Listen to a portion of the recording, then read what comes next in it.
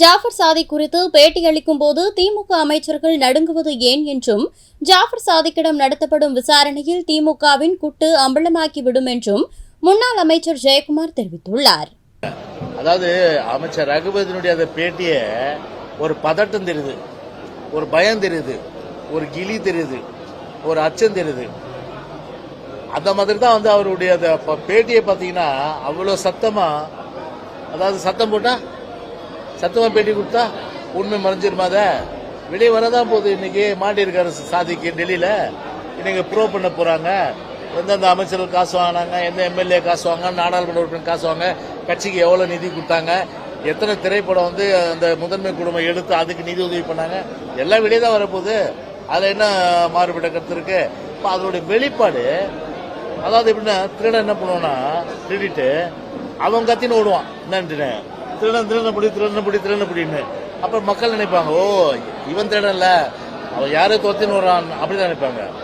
அதெல்லாம் வெளியில வரும் உண்மையிலேயே. சரி, நான் கேட்கிறேன், ரகுபதி ஒரு அமைச்சர், ஒரு சட்ட அமைச்சர், தவறான தகவல் கொடுக்கலாமா சொல்லுங்க?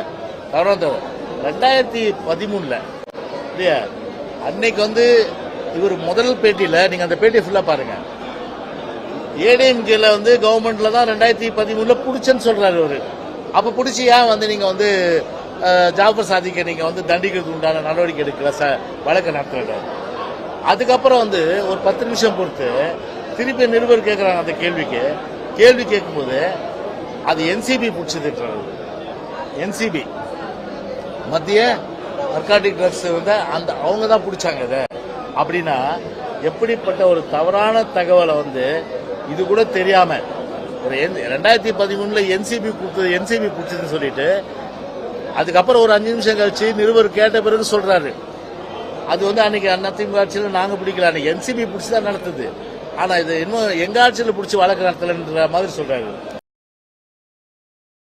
செய்திகளை உள்ளது உள்ளபடி தெரிந்து கொள்ள ரெஃப்ளெக்ட் நியூஸை சப்ஸ்கிரைப் பண்ணுங்க.